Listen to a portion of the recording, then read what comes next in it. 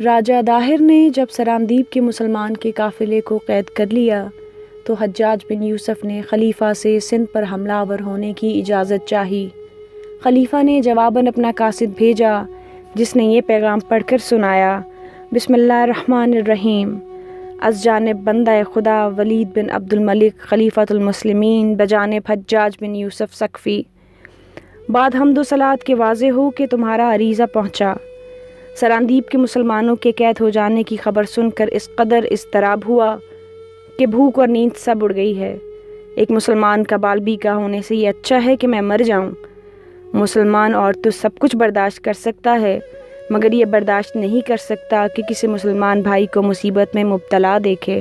خدا اور خدا کے رسول صلی اللہ علیہ وآلہ وسلم کا یہ فرمان ہے کہ مسلمان بھائی بھائی ہیں، پھر ایک بھائی کو دوسرا بھائی تکلیف میں کیسے دیکھ سکتا ہے؟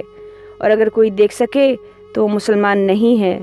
تم کو اجازت دی جاتی ہے کہ فوراً سندھ پر لشکر کشی کر دو، لیکن سندھ بہت دور دراز فاصلہ پر ہے، معمولی مہم نہ بھیجی جائے اور نامعمولی لوگوں کو بھرتی کر کے بھیجا جائے، بلکہ تجربہ کار اور پرجوش مجاہدوں کو بھیجا جائے اور ان کو ہدایت کر دی جائے کہ اول تو وہ صلح و آشتی سے کام لیں، اگر مغرور اور متکبر ہندو راجہ نہ مانے تو جنگ کریں اور اس وقت تک لڑیں جب تک کہ یا تو تمام مجاہدین شہید ہو جائیں یا راجہ کو مار نہ ڈالیں، لیکن اس بات کا خیال رہے کہ کسی مندر یا معبد گاہ کو نہ گرائیں، کسی عورت، کسی بچے، کسی بوڑھے، کسی بیمار کو نہ ستائیں، نہ کھیتی کو پامال کریں، نہ جلائیں، آبادی کو آگ نہ لگائیں، غنیم کے فریب میں نہ آئیں، نماز پڑھتے اور روزے رکھتے رہیں۔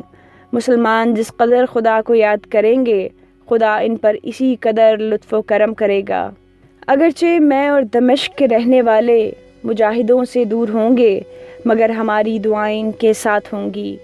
آج سے حکم دے دیا گیا ہے کہ ہر مسجد میں مسلمانوں کو عافیت اور مجاہدوں کی فتح یابی کے لیے دعائیں مانگی جائیں، اور تمام مسلمانوں سے سلام علیک۔ اس فرمان کو سن کر تمام مسلمان بے حد خوش ہوئے اور انہوں نے جوش و مسرت سے مسرور ہو کر نعرے لگائے: ولید زندہ باد، خلیفۃ المسلمین زندہ باد، امیر المومنین کی عمر دراز ہو۔ ان نعروں سے نہ صرف مسجد کی بلکہ تمام فضا گونج گئی۔ جب نعروں کی گونج کم ہوئی تو حجاج نے کہا: چونکہ اس وقت تمام اہل الرائے موجود ہیں، اس لیے میں چاہتا ہوں کہ اس مجمع میں اس افسر کا انتخاب کر لیا جائے جس کی سرکردگی میں یہ مہم روانہ کی جائے۔ ہر طرف سے آوازیں آئیں: آپ ہم سے بہتر جانتے اور آپ ہی اس کا انتخاب کریں۔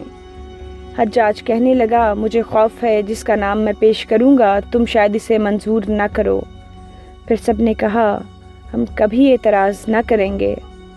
حجاج کہنے لگا: اچھا تو سنو، میں اس مہم پر اسے بھیجنا چاہتا ہوں جو بھی بچہ ہے، جس کی داڑھی اور مونچھ کچھ بھی نہیں ہے، لیکن جو شیر سے زیادہ بہادر ہے، مخلص مسلمان ہے، پرجوش مجاہد ہے، جس نے فارس میں کارہائے نمایاں انجام دے کر کافی شہرت حاصل کر لی ہے۔